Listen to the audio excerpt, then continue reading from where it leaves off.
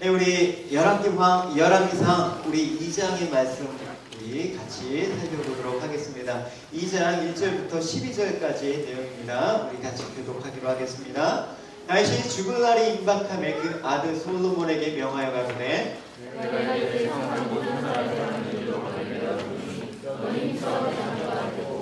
내 하나님 여호와의 명을 지켜 그 길을 행하고 그 법률과 계명과 율례와 증거를 모세 율법에 기록한 대로 지키라.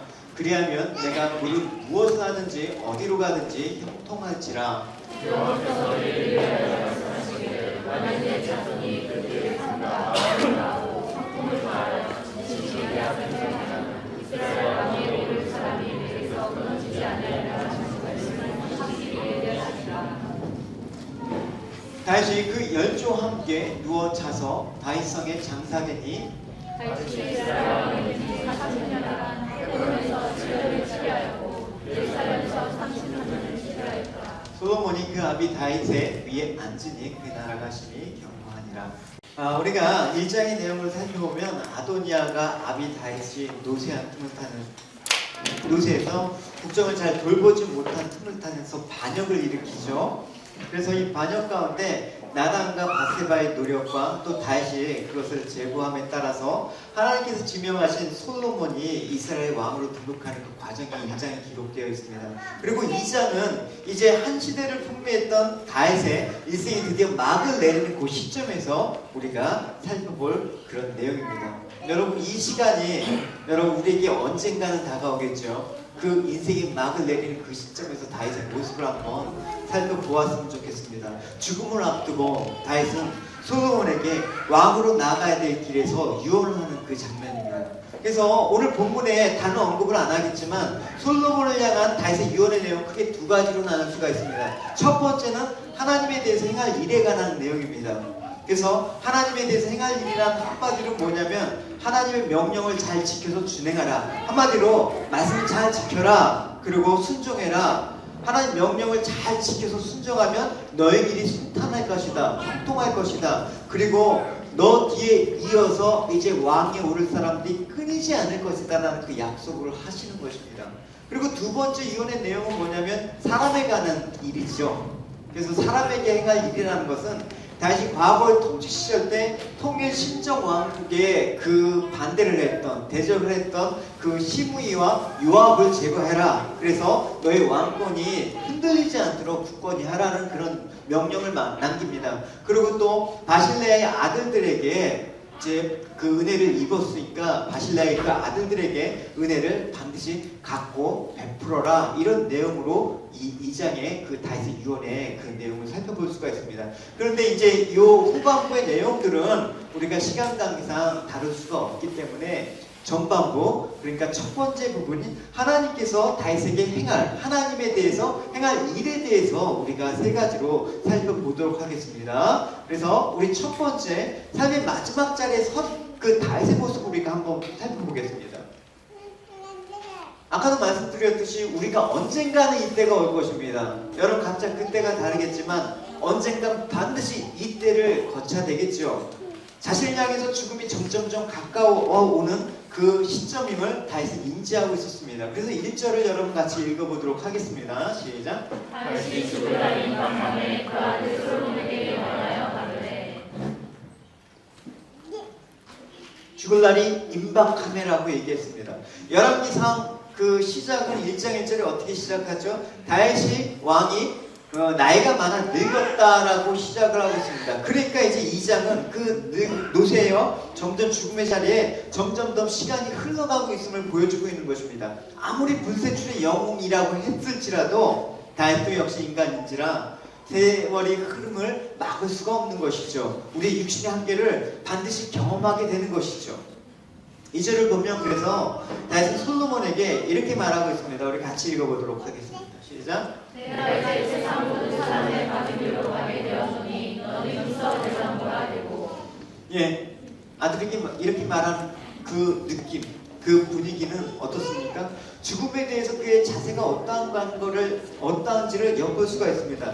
내가 이제 세상 모든 사람들이 가는 길로 가게 되었다. 이 다윗의 말에는 죽음에 대해서 그가 얼마나 초연했는지를 느낄 수 있는 그런 말씀입니다. 그래서 거기에 더해서 다윗은 솔로몬에게 너는 힘써 대장부가 되라고 그렇게 주문을 하고 있습니다. 여기서 힘써라고 번역된 히브리어 하자크는 튼튼해지다, 용감하다라는 의미를 갖고 있는데 풀어서 설명하면 어떤 어려움에도 흔들리지 말고 강하고 너가 나가야 될 길을 굳건히 고수하라, 이런 의미가 되겠습니다. 그래서 자신의 죽음을 두려워하면서 아들에게 힘써 대장부라고 요구할 수는 없는 일이죠. 그러니까 결국은 다시 이 죽음 앞에 초연함을 통해서 이제 그 담대함을 솔로몬에게도 심어주고자 다윗은 힘써 대장부가 되라, 이렇게 요구를 하고 있습니다. 이렇게 여러분, 바른 믿음에 가진 그 사람은 하나님을 향해서 나아가는 그 모습에서 결코 그 앞길에 죽음이라는 그 거대한 장벽을 두려워하지 않습니다.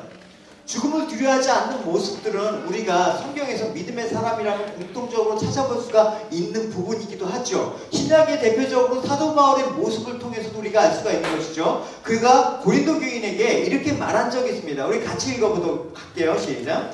형제들아, 내가 그리스도의 수고를 주하면서 가진 바 너희에게 대한 나의 사랑을 두고 단언하니 나는 날마다 죽노라. 이 말씀을 통해서도 알 수가 있죠. 사도 바울이 얼마나 자기의 삶의 태도가 얼마나 담대하고 또 강한 믿음의 그런 삶의 태도를 견지했는지 우리가 알 수가 있는 것입니다. 그래서 그의 신앙은 우리가 오늘 다윗의 본 바와 같이 또 바울처럼 또 성경에 많은 그 믿음의 사람들은 그 신앙이 항상 머리만 머물러 있는 것이 아니라 추상적인 이론에만 머물러 있는 것이 아니라 늘 삶 속에서 자신의 전인격을 다 걸고 하나님에 대해서 한 걸음 한 걸음 더 가까운 그런 실제적인 삶을 살았던 사람인 것입니다. 사도 바울의 이 같은 고백은 무엇입니까? 매일매일 하나님의 그 거룩한 그 길을 걸어가기 위해서 이 땅 것을 버리고 하나님으로부터 날마다 생명의 양식을 공급받아 새로운 하나님께 대한 그 기대감으로 매일매일을 살았던 그 흔적들, 그러니까 늘 하루하루가 내가 사느냐 죽느냐의 그 결단 사이에 하나님의 생명을 취하고 갔던 그 모습이 있다라는 것입니다. 그렇기 때문에 전 인생을 걸고 죽는 것이 문제가 아니라, 내가 사는 것이 문제가 아니라 내 인생의 목표 하나는 언제나 예수 그리스도를 높이는 그 곳을, 그 지향점을 향해서 가게 되었다라는 것이죠. 이게 바로 믿음의 사람의 모습이죠. 바울은 이런 고백을 하고 있습니다. 나의 간절한 기대와 희망은 내가 어떤 일에도 부끄러움을 당하지 않고 전과 같이 지금도 큰 용기를 가지고 살든지 죽든지 언제나 그리스도를 높이는 것입니다. 이것은 내가 사는 것이 그리스도이므로 죽는 것도 유익하기 때문입니다. 그러나 내가 육신으로 사는 이것이 내 수고의 열매를 뜻한다면 나는 생사간 어느 것을 선택해야 할지 모르겠습니다. 나는 이 둘 사이에 끼어 있습니다. 내가 이 세상은 떠나나 그리스도와 함께 있는 것을 원하고 또 그것이 훨씬 더 좋지만 여러분을 위해서 내가 이 세상에 계속 머물러 있는 것이 더 필요합니다. 이렇게 얘기하고 있습니다. 그러니까 여러분에게도 이와 같은 각오와 결단과 살아있는 신앙의 모습이 있기를 원합니다. 이 같은 자세를 가지고 살아가는 자들만이 하나님 앞에서 날마다 죽노라라고 고백했던 바울과 같이, 또 매일의 삶 속에서 하나님 앞에 설날을 사모하며 살았던 다윗과 같이 힘들고 고단한 그 좁은 길이라고 해도 자기 앞에 놓인 그 사명의 길을 끝까지 마지막까지 달려가고 있는 그 모습을 볼 수가 있는 것입니다. 그래서 사람은 여러분 이런 과정 속에서 실패와 성공과 여러 가지 모습이 있지만 항상 마지막의 모습을 보면 그 사람의 인생들이 다 종합적으로 나타나 있는 것입니다. 우리가 그날을 사모하면서 또 그날을 준비하는 그 모습이라면 이 과정 속에서 우리도 반드시 그런 모습을 만들어가고 또 갖고 가는 삶들을 살아가야 되지 않겠습니까? 하나님께서는 그런 사람에게 죽음의 자리에서도 두렵지 않고 당당함을 허락해 주신다는 사실을 잊지 마시기 바랍니다. 할렐루야. 우리가 우리 성도에게 마지막으로 남길 수 있는 것이 뭐냐? 내가 주님의 사람으로서 우리가 인생의 위대함이라는 것들이 무엇냐라고 여러분 생각해 볼 필요가 있다는 것이죠. 그 위대함이 무엇입니까? 우리의 업적은 무엇입니까? 이게 결국 우리가 성경에서 얘기하는 육신의 강건함이나 화려한 업적은 아닐 것입니다. 아무리 위대한 사람이라고 할지라도 때가 되면 늙고 결국 죽음의 날을 맞이하게 될 것입니다. 다윗은 결국 이렇게 끝났습니다. 다윗의 마지막의 일생은 이렇게 단 두 줄로 마무리되고 있습니다. 우리 10절과 11절을 같이 읽어보도록 하겠습니다. 시작. 다윗이 그 열정 왕에게 누워 자서 다윗성에 장사되니 다윗이 이스라엘 왕이 된 지 40년이라. 헤브론에서 10년을 취하였고 예루살렘에서 33년을 취하였더라. 다윗과 같이 위대한 인물의 죽음을 통해서 우리가 아무리 인생이 화려하고 뛰어났다고 하더라도 성경이 요구하는 것처럼 호세아서는 이렇게 얘기했죠. 우리 인생이 아침구름과 같다. 또 쉽게 사라지는 이슬과 같다. 타작마당에서 광풍이 날리는 축정이 같다. 굴뚝에 나가는 연기 같다. 그만큼 더더욱 허무하다라는 것을 알려주고 있습니다. 다윗이 파란만장한 인생을 살면서 이스라엘 역사에 전무후무한 업적과 그 신앙의 발자취를 남겼지만 성경은 11절에서 단 한마디만도 이렇게 얘기하고 있습니다. 헤브론에서 7년 치리하였고 예루살렘에서 30년을 치리하였다. 여러분 우리의 인생의 그 종착역에서 우리는 어떤 말로 마무리할 수가 있을까요? 제가 가령 70세까지 산다고 가정하면 정연원 목사는 70세까지 버우드에서 애당교에 사역했다가 죽었다.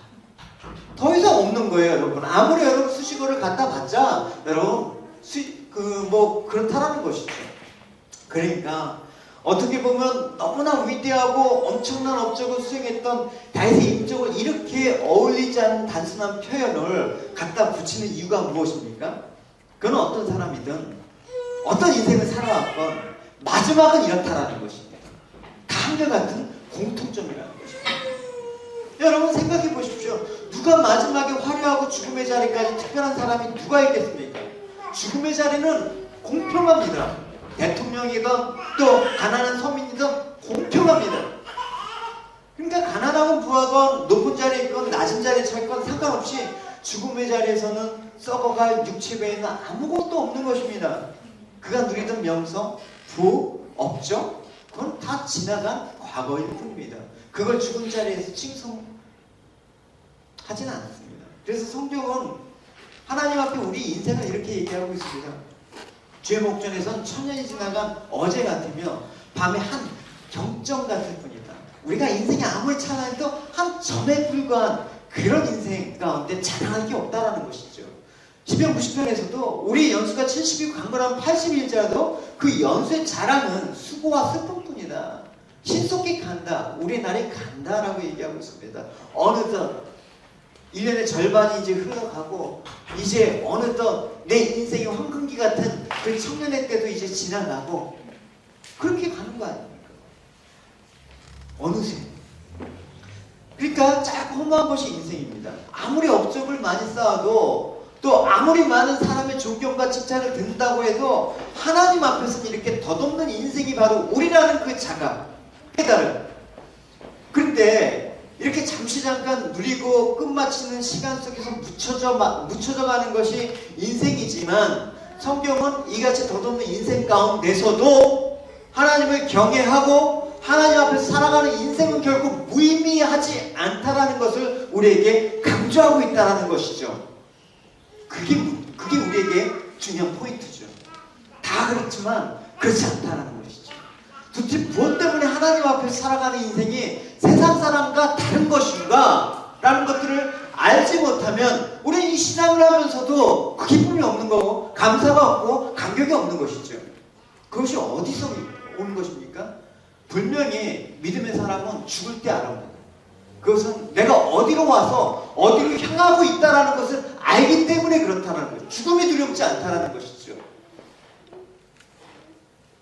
일전에도 얘기했지만 아시는 목사님이 소천하면서 주일날 강단에서 말씀까지 전하시고 소천하면서 자식들 모아놓고 성경의 말씀 한 구절 한 구절을 유언으로 남기면서 나는 이제 간다. 나는 이제 주님 곁으로 영원한 안식을 취하러 간다. 너희들은 절대 이 땅에서 슬퍼하지 마라. 나는 기쁘게 주님 맞이하는 그곳으로 간다라고 기쁘게 이 땅을 떠나셨습니다.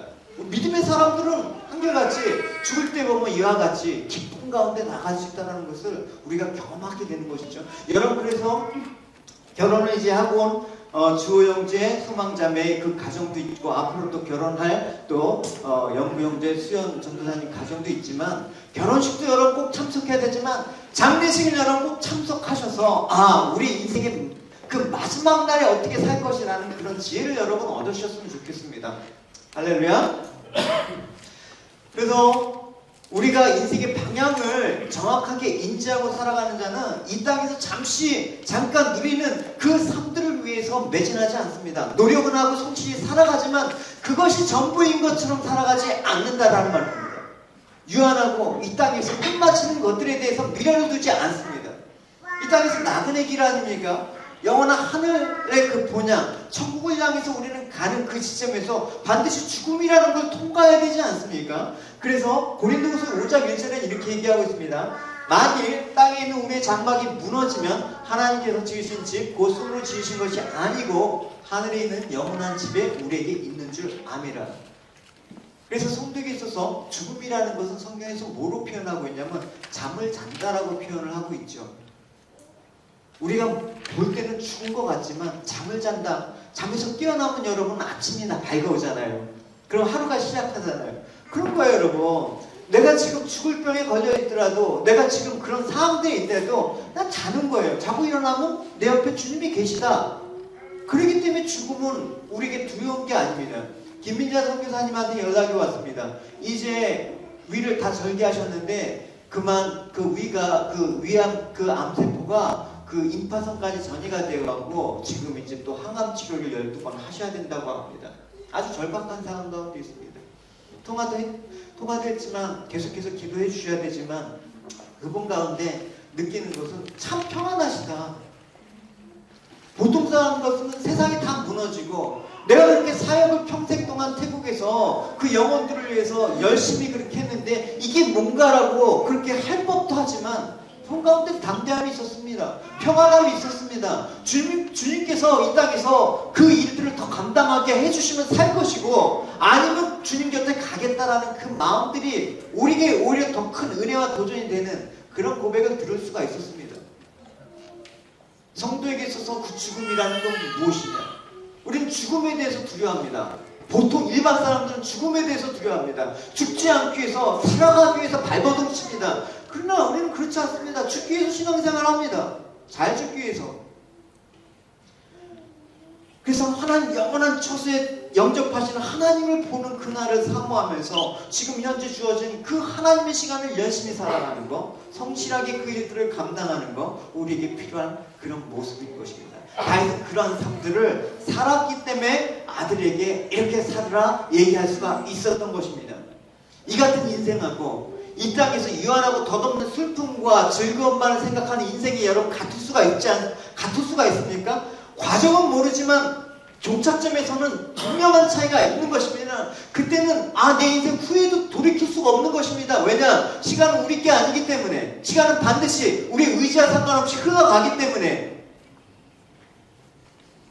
그러니까 하나님을 경외하고 하나님 말씀을 따라서 사는 자의 종말은 결코 무의미하거나 허무하지 않다라는 것을 성경은 그렇게 강조하고 있는 것입니다. 지금 여러분이 청년의 그때, 여러분 아직도 하나님의 그 은혜의 그때 하나님께 나아가서 하나님 앞에 내 인생을 가치 있고 의미 있게 살아가고자 하는 그 믿음의 결단이 필요하다는 것입니다. 그래서 오늘 10절에 보면 다윗은 이렇게 얘기하고 있지 않습니까? 다윗이 그 열조와 함께 누워서 잔다라고 얘기를 하고 있습니다. 잔다라는 것은 깨어난다라는 그 전제하에 말하는 거 아닙니까? 그래서 다윗의 임종을 이렇게 서술하고 있습니다. 완전히 다윗의 인생이 끝난 것이 아니라 그저 잠깐 잠이 든 것이다. 근데 여러분 말씀을 보십시오. 여기 보면 다윗이라는 이름과 함께 그 열조라는 말을 우리가 주목해봅시다. 다윗은 위대한 사람이었죠. 그 열조 가운데 우리가 아는 무수한 믿음의 사람들의 이름이 여러분 떠오르십니까? 믿음의 조상인 아브라함, 이삭, 야곱, 요셉을 비롯해서 또 여호수아, 갈렙, 모세, 또 가깝게는 사무엘 같은 사람들이 있을 겁니다. 그들과 함께 그곳에 있는 그날을 여러분 생각해 보십시오. 그럼 누가 가장 보고 싶으십니까? 보고 싶은 사람이 여러분 많이 있지 않습니까? 그 보고 싶은 사람을 위해서라도 빨리 그 천국에 가기를 소망하는 그날이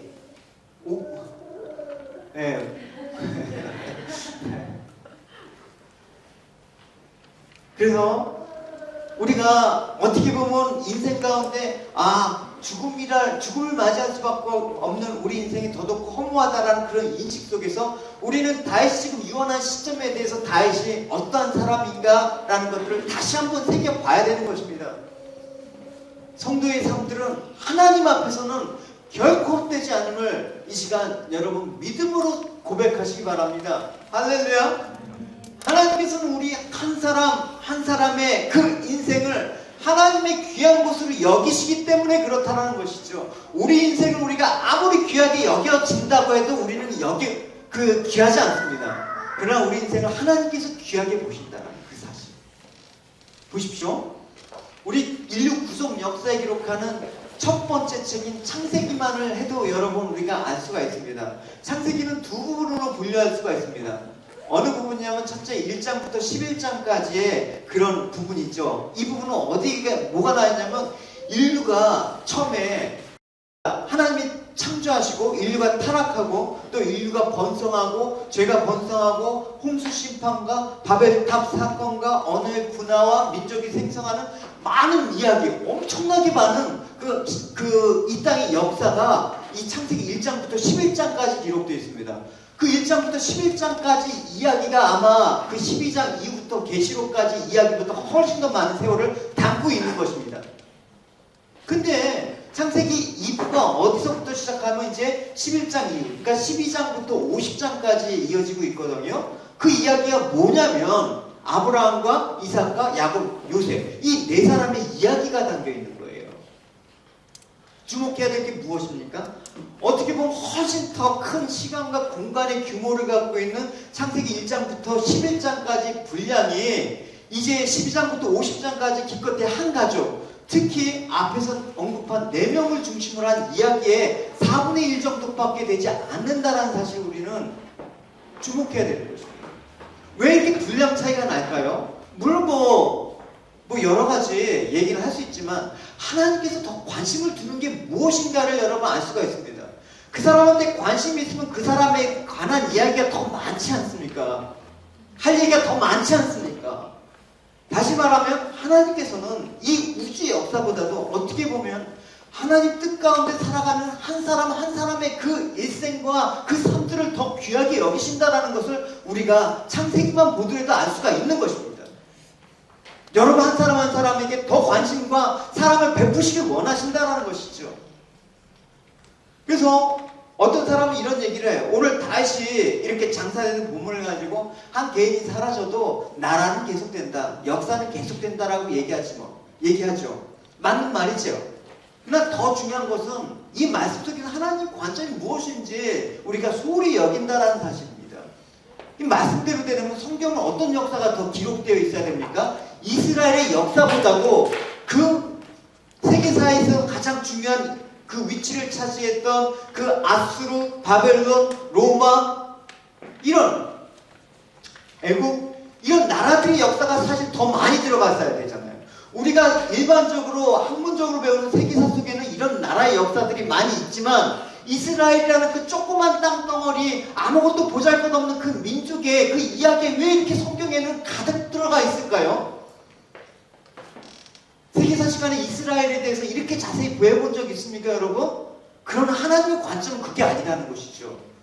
하나님의 관점은 하나님이 소중하게 여기시는 것은 이런 대제국의 역사나 조직이나 단체 업적이 아니라 오직 한 사람 한 사람, 그 구원받는 하나님의 자기 백성들을 이끄시는 하나님의 그 사랑을 기반으로 한 이 성경, 이 안에 들어있는 하나님의 그 마음을 비춰본다 그러면 여러분의 인생이 얼마나 귀하게 하나님께서 여기신다라는 것을 우리가 알 수 있는 것입니다. 여러분의 인생이 여러분 가치가 없다라고 여겨지는 것은 여러분 내가 하나님 앞에 관심의 대상이라는 것을 아직 깨닫지 못해서 그런 거예요.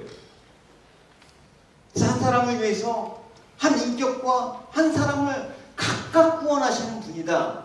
하나님께서 각각 구원하시는 분이다. 가까운 우리에게 인격적으로 찾아오시는 분이다. 오늘 모여서 예배드리지만 이 예배 가운데 선포된 하나님 말씀은 여러분 각자에게 들려주신 하나님의 음성이다. 이게 성경의 역사를 통해서 하나님의 귀한 사랑을 한 사람에게 집중하시는 그 모습이라는 것입니다. 그 관심과 배려, 여기 있는 성경의 믿음의 사람들만 해당되는 것입니까? 바로 여러분들의 이야기라는 것입니다. 여러분의 말 한마디, 나의 작은 몸짓 하나, 이것들이 내 이 시간 속에서 믿음으로 드려지는 것이라면 하나님께서 여러분의 삶들을 아주 귀하게 받으신다는 사실입니다. 할렐루야. 그래서 사도 요한은 이렇게 얘기하죠.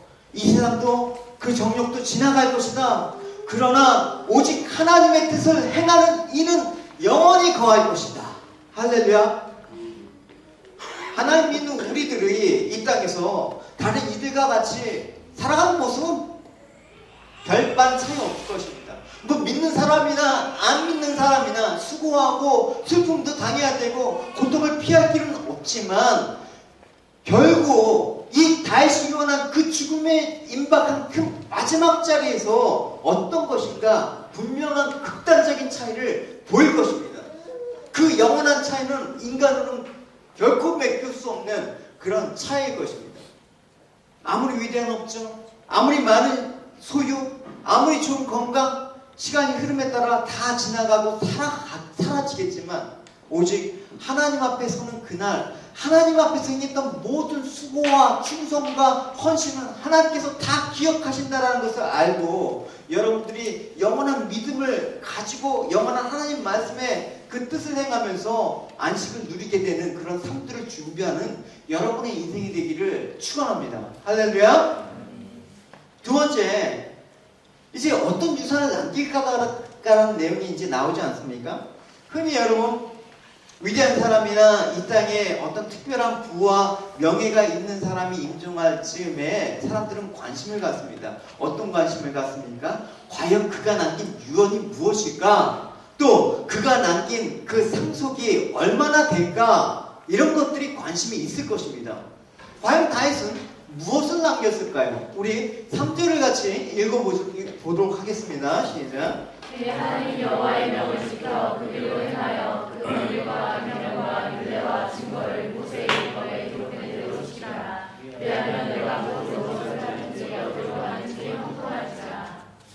지금 이 자리는 이스라엘을 부강한 나라의 반열을 올려놓은 다윗의 임종의 그 직전의 자리이기 때문에 아마도 많은 사람들이 이 임종의 자리를 같이 함께하고 있었을 것입니다. 근데 우리가 일반적으로 했던 기대와는 조금 다른 내용 아닙니까?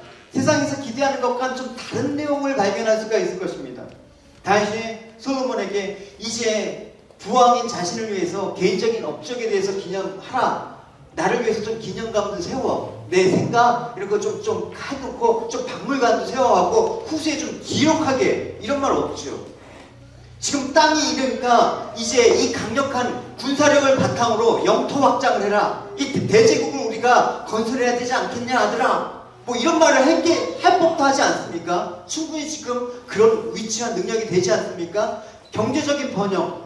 지금 우리나라 경제가 문제입니다. 경제를 살리는 대통령이 되겠습니다. 난리지 않습니까? 그러나 우리는 자꾸만 속고 살아왔지 않습니까? 다윗은 지금 이 번영과 이 땅의 부에 대해서 어떤 것도 솔로몬에게 계승하다라는 그런 얘기를 한마디도 안 했다는 사실을 우리는 주목해야 되는 것입니다.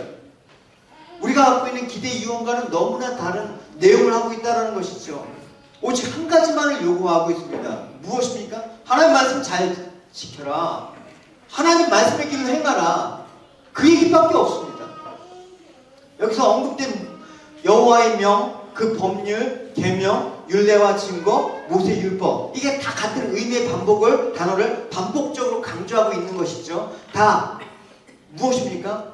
이 하나님 말씀에 대한 그 명령을 순종하는 그 믿음, 이 신앙의 유산이 얼마나 크고 깊은 것인가를 다윗은 강조해서 얘기하고 있는 것입니다. 이게 솔로몬이 받은 진정한 유산이었습니다. 다시 물려진 이 신앙의 유산은 솔로몬이 어떤 재산, 어떤 부유함보다도 훨씬 더 귀한 것이었습니다. 겉으로 볼 때 눈에 보이지 않는 것이라도 여러분 시시하게 여기 법도 하죠. 그러나 눈에 보이지 않는 게 여러분 전부가 아닙니다. 오히려 눈에 보이지 않는 그 믿음의 세계를 여러분 바라볼 수 있어야지 우리가 이 땅에 참된 믿음의 사람으로 살아갈 수 있을 것입니다. 보십시오. 이제 열왕기 3장에서 어떤 내용들이 펼쳐집니까? 이제 솔로몬이 얼마나 이 믿음의 유산으로 나갔는지 여러분 비춰집니다. 3장 이후에 솔로몬이 이제 지혜로운 통치를 하게 됐죠. 그리고 영광스러운 그 업적들을 보게 되는데, 예를 들어서 일천번제를 봉헌하고 기도의 응답, 또 지혜를 갖고 불을 얻고 하나님께 구하지 않았던 것까지 하나님께서 다 허락하십니다. 하나님이 이스라엘의 그 하나님을 섬기기 위해서 수백 년 동안 수건 사업이었던 성전을 완성하고 봉헌하는 그 영광스러운 장면까지도 우리가 볼 수가 있습니다. 이게 여러분 솔로몬의 개인적인 사적이라고 할 수가 있습니까? 오직 하나, 다윗이 하나님 말씀에 대한 순종과 그 말씀의 규례를 따르도록 한 그 신앙의 유산, 그것들로 인해서 이루어진 열매라는 것을 우리가 알 수 있는 것입니다. 그런 열매를 여러분 열왕상에서 쭉 여러분 한번 찾아서 여러분 읽어보시기 바랍니다. 그래서 이 모든 것들이 신앙의 토대로 밑거름하여 맺은 열매들입니다. 믿음의 자녀들은 여러분 반드시 이런 모습으로 살아갈 수밖에 없는 것입니다. 믿음의 유산, 놀랍고 아름다운 것이고 보이지 않지만 최고의 가치를 지닌 것입니다. 따라서 우리가 이제 신앙의 부모로서 자녀들에게 하나님의 말씀을 전하고 가르칠 책임이 있다는 사실을 우리는 인지해야 되는 것입니다. 어렸을 때부터 여러분 하나님 말씀으로 자녀를 양육시키고 하나님 말씀을 묵상하게 하고 계속해서 하나님 말씀으로 얘네들이 성장할 수 있도록 부모가 여러분 책임지시고 양육하셔야 된다는 것이죠. 신명기 6장 7절은 이렇게 얘기하고 있습니다. 내 자녀에게 부지런히 가르치라. 집에 앉아있을 때든지 길에 행하든지 누워있을 때든지 일어날 때든지 이 말씀을 강론하라. 여러분이 부모님으로서 성경 교사가 되어야 된다는 것이죠. 특히 부모들이 자녀에 대해서 제사장 역할, 여러분 특히 남자는 가정에서 제사장 역할을 감당하셔야 된다는 것이죠.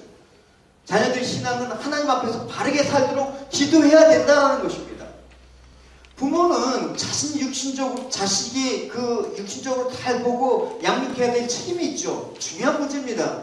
그러나 그게 못지않게, 아니 그보다 더 중요한 것은 자녀의 영혼을 돌볼 줄 알아야 되는 것입니다. 그 믿음을 그 자식의 마음의 밭에 심어주면서 성결하게 할 의무가 부모로서 책임이 있다는 것이죠. 욥이 자녀가 몇 명이었습니까? 욥의 자녀는 7남 3녀였습니다. 여러분 우리 교회에서 아무리 많아도 지금 자녀가 3명인데 욥 앞에서는 잽도 안 됩니다. 욥기서 한번 보시겠습니다. 그에게는 7아들과 3딸이 있었으며 그의 소유는 양 7,000마리, 낙타 3,000마리, 소 1,000마리, 암낙이 500마리였다. 그리고 그는 많은 정도 거느리고 있어서 사실 동방에서 제일 가는 부자였다. 욥의 아들들은 각자 생일이 돌아오면 자기 집에 잔치를 베풀고 형제들과 누이들을 모두 초대하여 함께 먹고 마시며 즐겼다. 그 잔치가 끝날 때마다 욥은 그의 자녀들을 불러다가 그들을 성결하게 하고 아침 일찍 일어나 자녀 수대로 불을 태워 바치는 번제를 드렸다. 이것은 그가 혹시 내 아들들이 범죄하여 마음에라도 하나님을 떠나지 않을까라고 생각했기 때문이었다. 그러니까 욥의 아들들이 지금 자기 생일이 돌아오면 형제들과 누이들을 초대해서 잔치를 베풀었다고 한 것으로 보아서 이 자녀들은 아마 다 결혼해서 분부한 사람들이라는 것을 알 수가 있는 것이죠.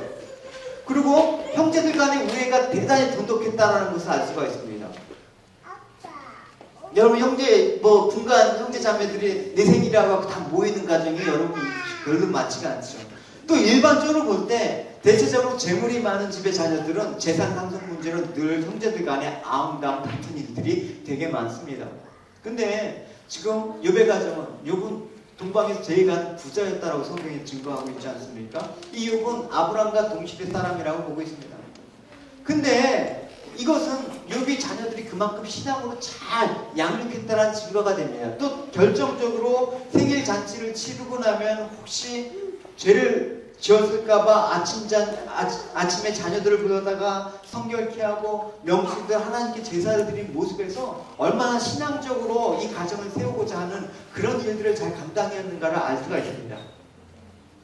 오늘날 여러분 믿음의 가정을 봅시다. 부모들이 이러한 제사장 역할을 잘 하고 있는지 의문이 될 때가 많이 있습니다. 제사를 모으고 지키고 가르치는데 열심히 하고 수고를 다 하지만 자녀들의 신앙생활에 대해서는 그렇게 관심 있는 것 같지가 않습니다.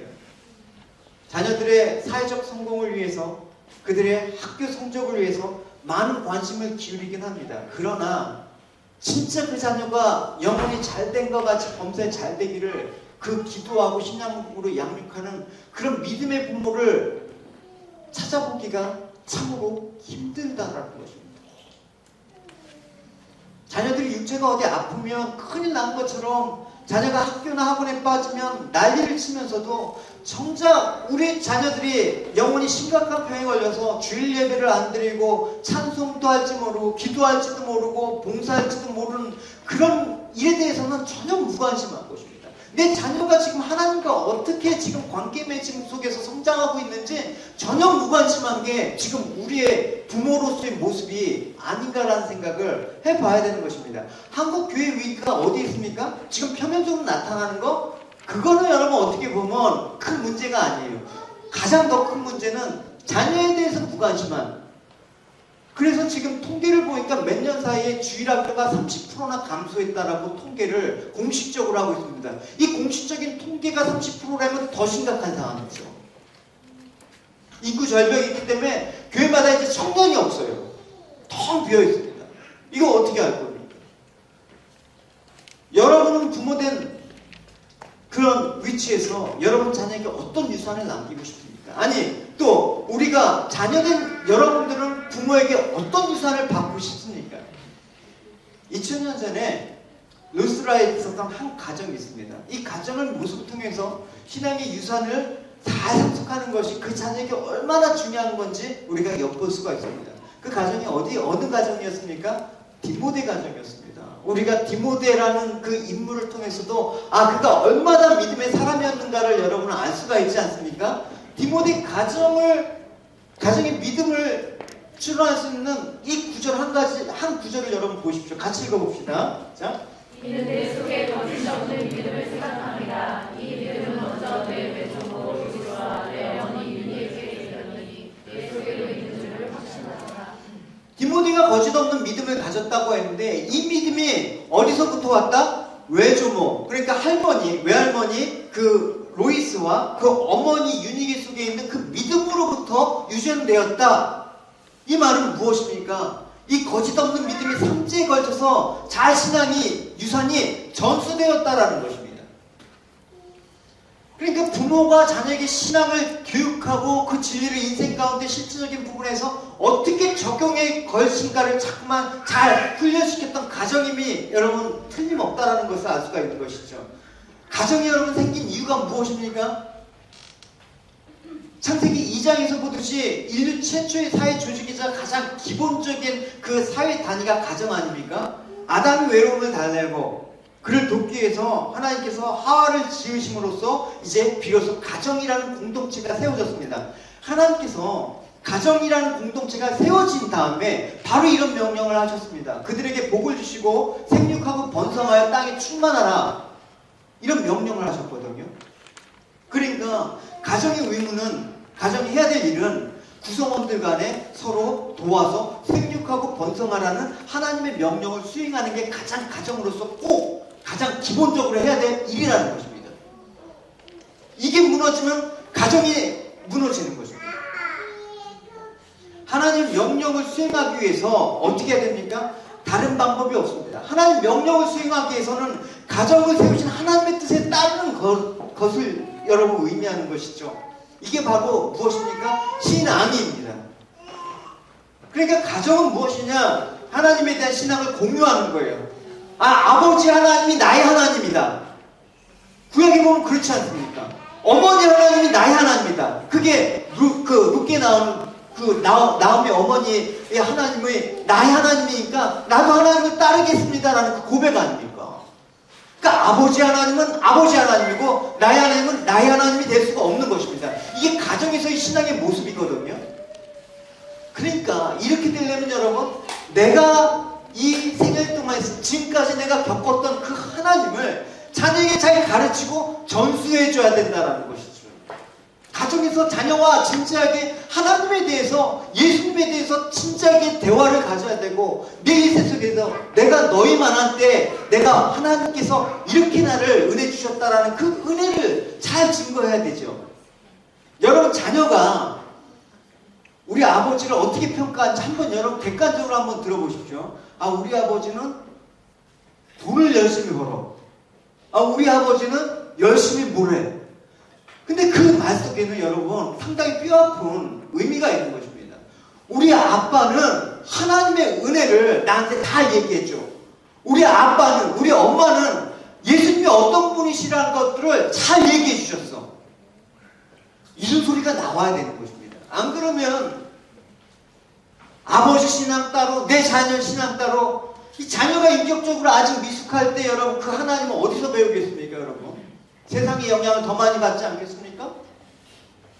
그게 여러분의 책임입니다. 우리의 책임이기도 합니다. 오늘 많은 부모들이 있지 않습니까? 심지어 교회 수십 년 다니던 부모님들도 이걸 되게 오해하고 있어요. 가정은 그냥 휴식 공동체다. 가정은 그냥 이렇게 가족끼리 유대 간에 그냥 화목하고 뭐 이런 것만 생각하는데 그게 아닙니다.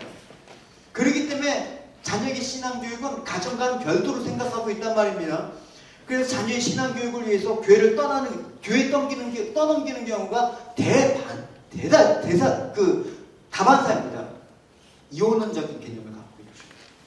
좀 더 자녀에게 있어서 신앙교육에 적합한 환경이 무엇인가, 그래서 그 교회를 옮기는 것이 최대한 배려라고 생각합니다. 아, 정말 이것이 바른 신앙교육입니까? 교회가 무슨 학원입니까? 자녀의 성적이 오르듯이 성도의 신앙도 더 좋은 목회자, 더 좋은 교회, 더 좋은 환경에 가면 쑥쑥 자라게 되는 거? 어불성설입니다, 여러분. 10년 동안 늘 섬기면서 아침에 이렇게 수고를 하고 열심히 또 구약의 장막을 세우면서 이동하고 이랬듯이 우리가 10년 동안 이 반복하고 이 수고로운 그 일들을 한 것이 우리 신앙생활에 있어서 성장하는 데 분명히 도움이 됐습니다. 신앙이라는 것은 단 하루 서너 시간 그냥 이렇게 말씀 뚝딱 듣고 이렇게 교회에서 예배 한 번 드린다고 뭐가 확 바뀌면 좋겠죠. 그렇지 않습니다. 어떻게 보면 이 자리는 여러분이 일주일 동안의 삶들을 점검하고 다시 한번 고치고 하나님께 새로운 은혜를 다짐하면서 나아가는 그런 자리에 여러분 의미가 더 있는 것입니다. 그러니까 주님을 만나려고 매일매일 묵상하면서 기도하고 또 가정 가운데 예배를 드리고 성경을 읽는 것이 습관화되는 그 가정, 그런 자녀들만의 신앙이 성장할 수가 있다는 것이죠. 내 아버지가 모태신앙이라서 내 자녀도 모태신앙으로서 여러분 그럼 모태신앙밖에 안 되는 거 아닙니까? 그래서 여러분 인생에서 각 개인에게 생기는 현실적인 문제가 있다.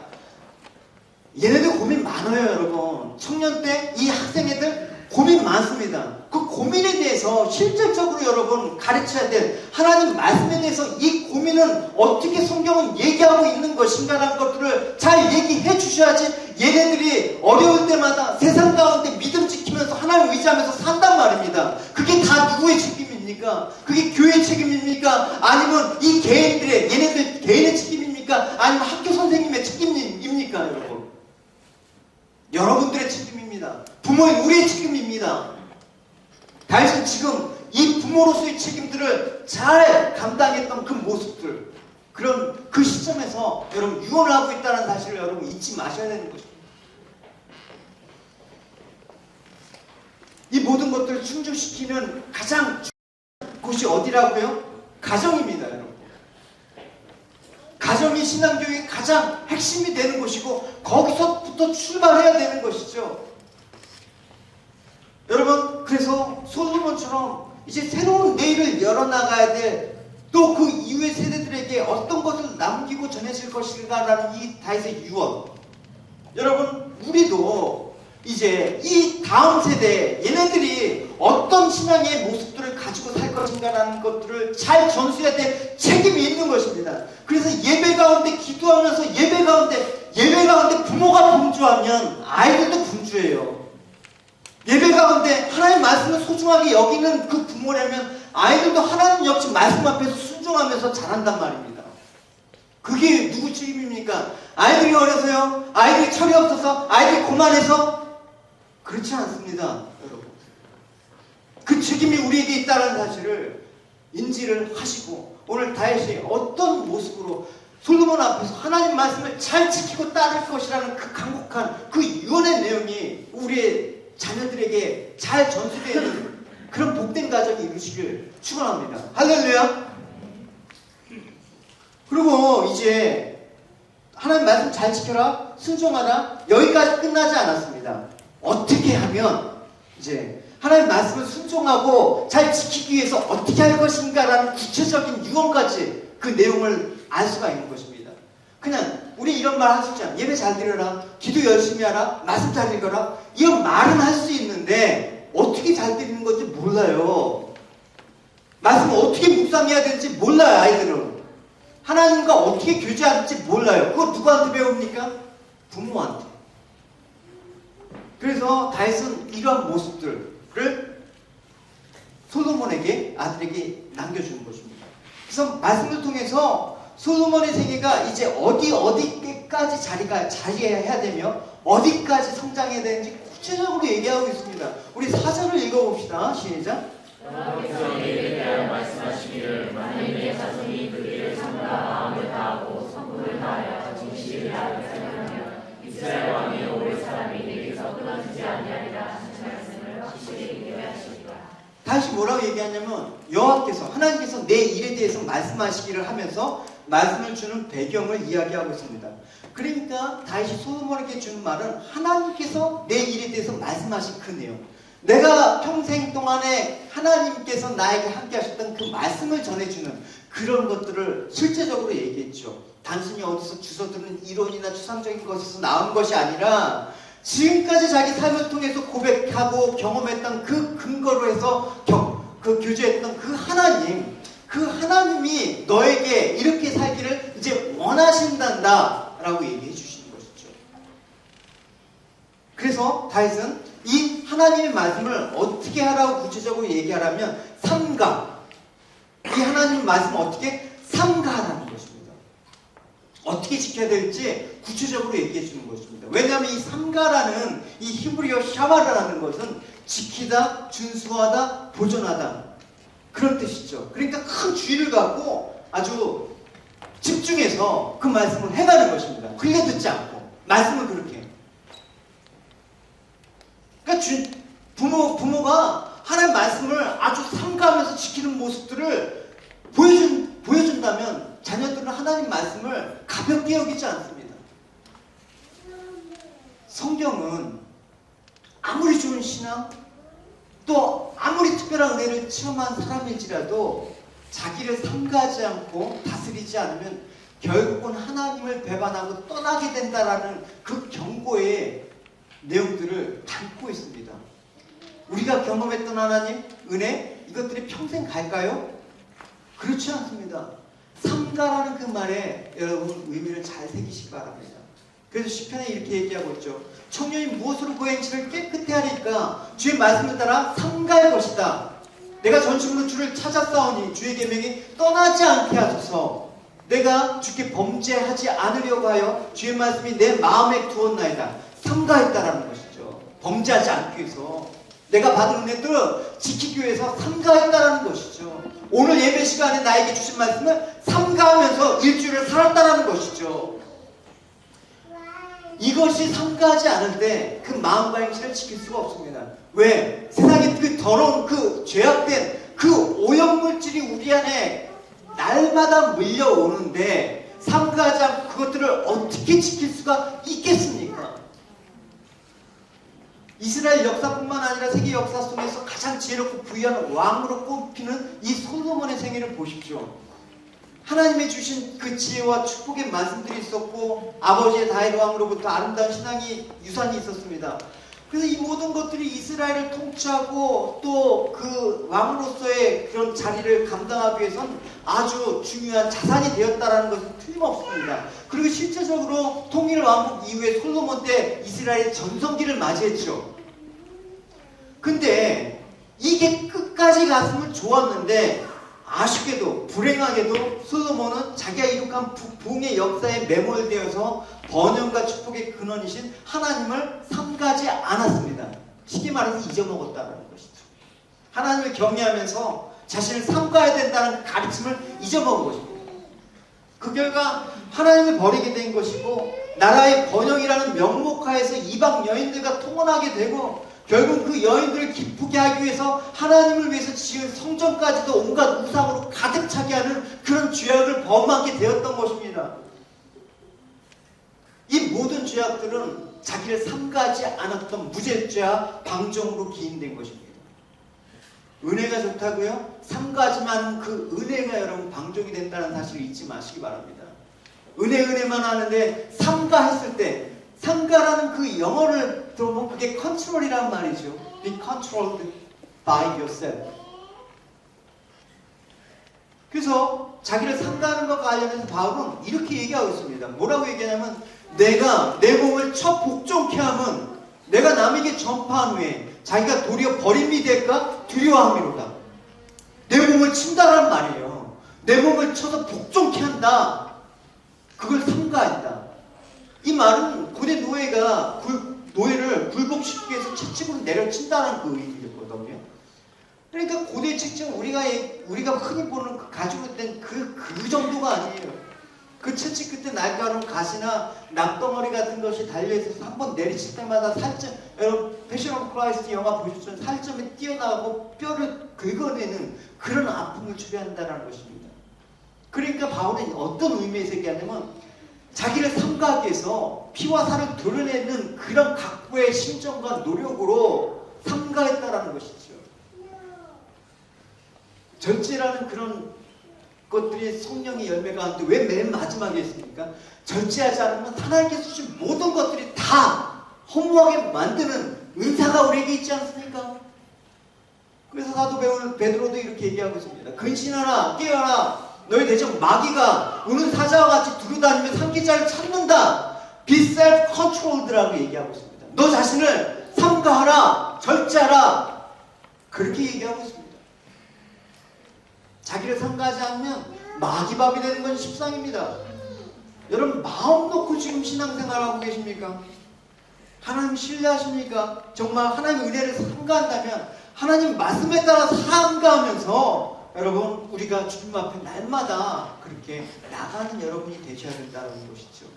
이 삼가하는 그런 너희는 솔로몬에게 삼가하라 그 말을 해놓고 다윗은 사절에 보면 세 가지 요구를 하고 있습니다. 유언할 때 마음을 다하고 성품을 다하라.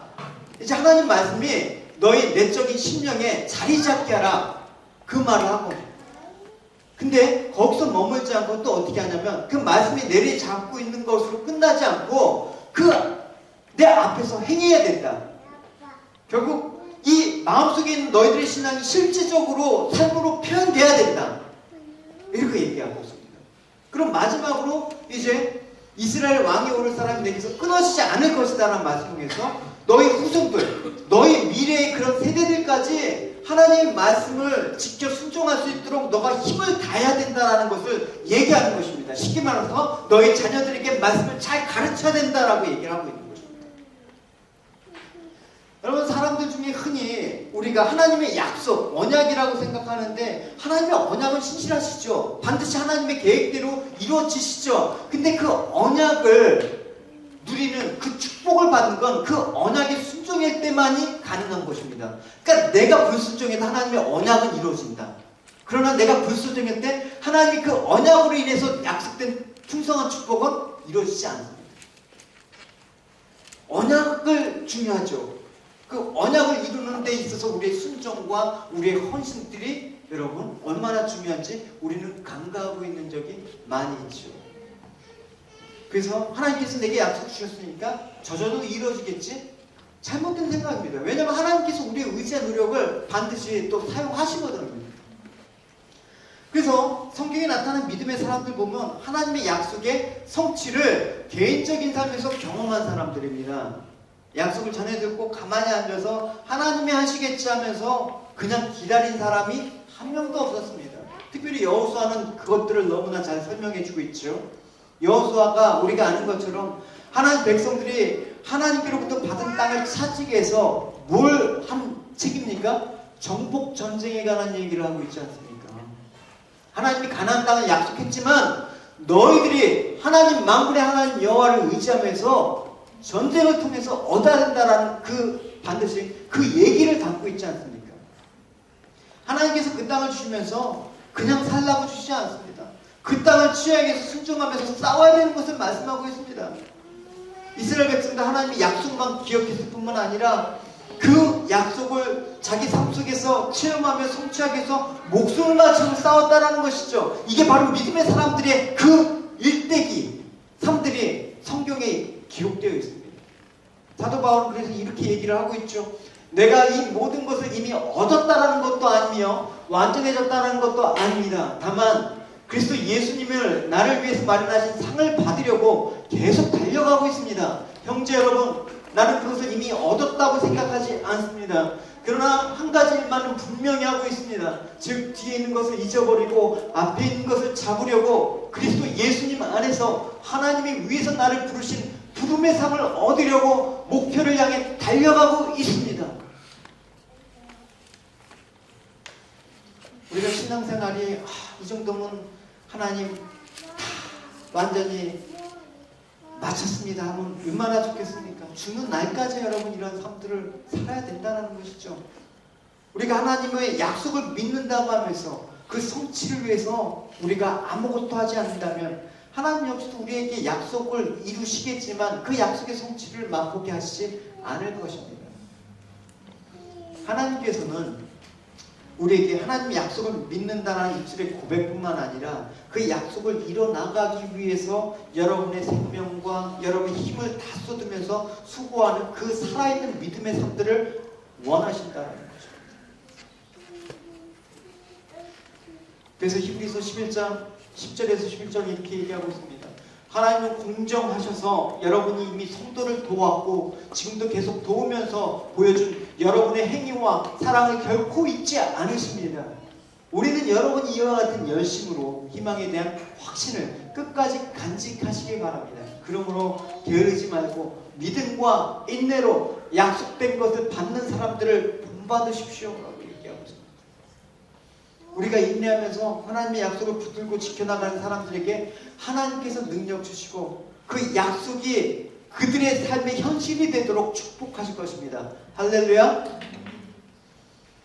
어느 기자가 축구선수에게 이런 인터뷰를 했다고 합니다. 당신은 하루에 몇 시간 동안 연습을 하십니까? 그랬더니 그 축구선수가 이런 말을 했습니다. 공을 차고 있는 시간에는 축구를 합니다. 그리고 공을 안 차는 시간에는 축구에 대한 이야기를 합니다. 그리고 축구에 대한 이야기를 안 하면 축구에 대한 생각을 합니다. 이게 단순히 여러분 한 축구선수가 축구에 대한 이야기만 한 것입니까? 그 자신의 모든 가치와 시간과 정열과 땀을 쏟았다라는 거 아닙니까? 이거 무엇입니까? 자기가 정말 소중한 가치 모든 것을 걸 때만 비로소 그 믿음이 현실화된다는 것입니다. 하나님께서 우리에게 믿음의 삶을 살아갈 때 주신 축복을 분명히 말씀하셨습니다. 근데 약속은 하셨지만 그 가치에 대해서 우리가 소홀히 여기거나 그 가치에 대해서 무시할 때는 그 가치의 삶들이 이루어지지 않는 것입니다. 믿음의 삶들이 왜 경험되지 않습니까? 내가 왜 예배를 드리는데 하나님을 만나지 못하는 것입니까? 내가 왜 성경을 읽는데 하나님께서 나에게 침묵하십니까? 그건 하나님의 문제가 아닙니다.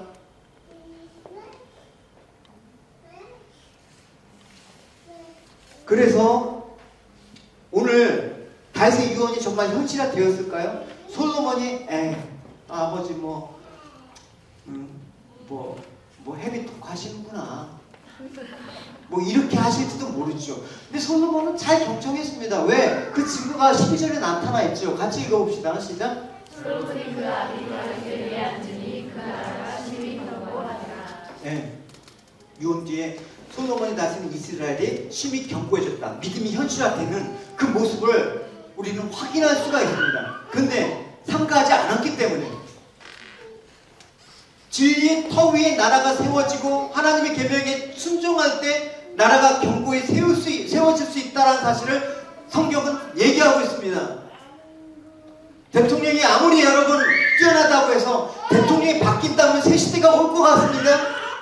우린 기대를 갖고 여러분 기도를 해야 되죠. 그러나 과연 우리가 기대한 만큼 세상은 바뀌지 않을 것입니다.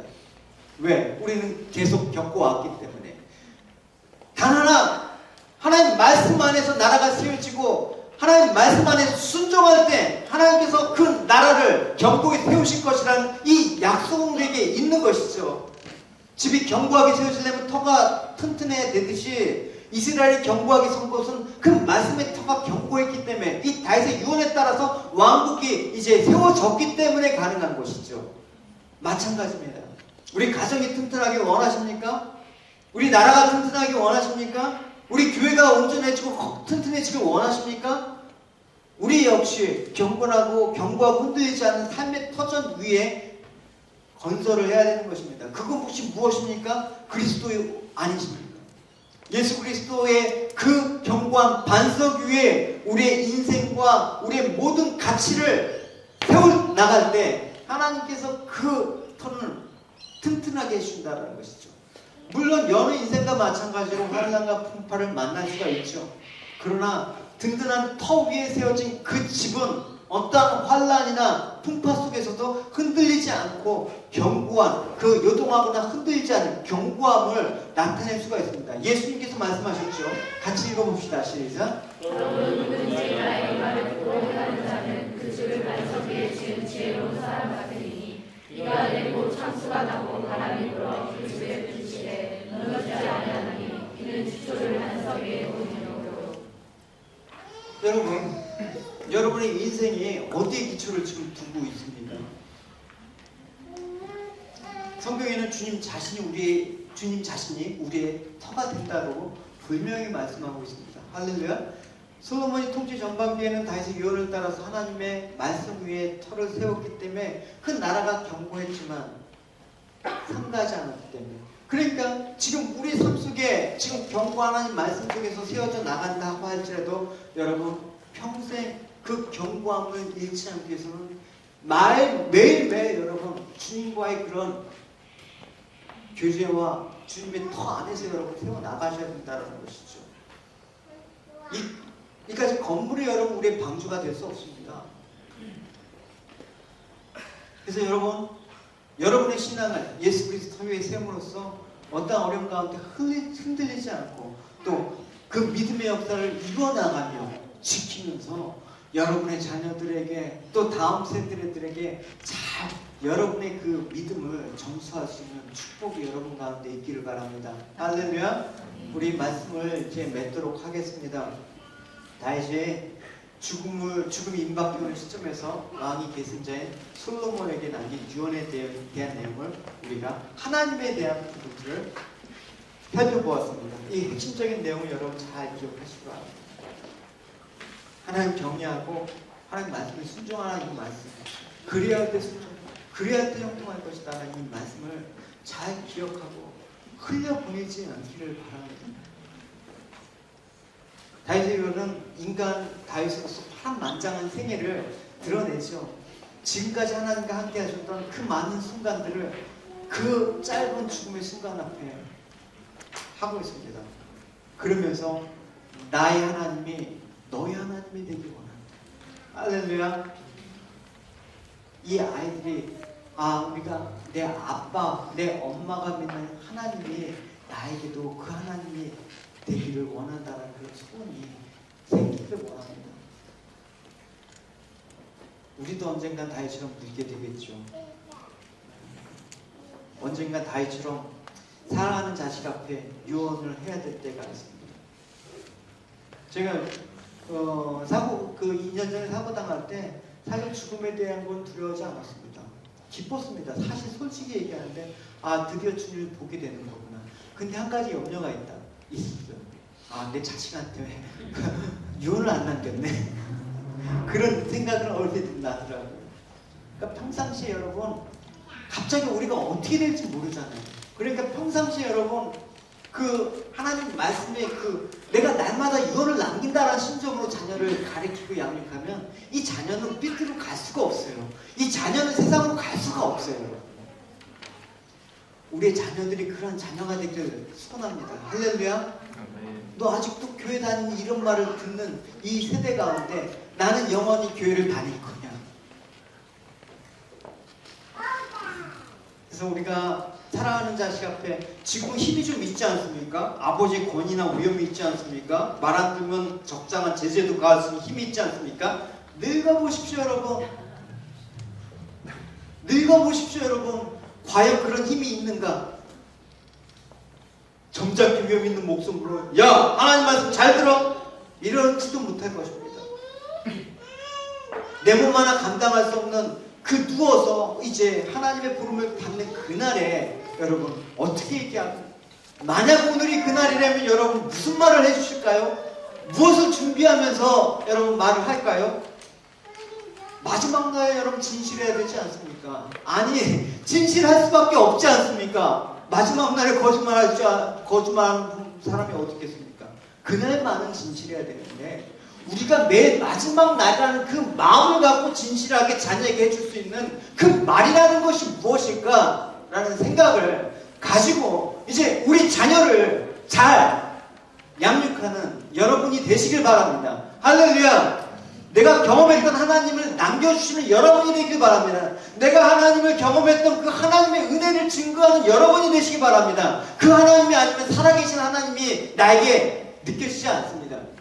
다윗처럼 마지막에 여러분의 자녀에게 하나님을 더 많이 알아야 된다. 더 온전한 마음으로 깊은 뜻으로 하나님을 잘 섬겨야 된다 하면서 잘 믿고 섬기는 그 법을 잘 증거하시면서 여러분 이 땅에 부르심을 받는 그날까지 열심히 여러분 충성을 다하시는 여러분이 되시기를 주님의 이름으로 축원합니다. 할렐루야. 우리 같이 말씀 생각하시면서 우리 같이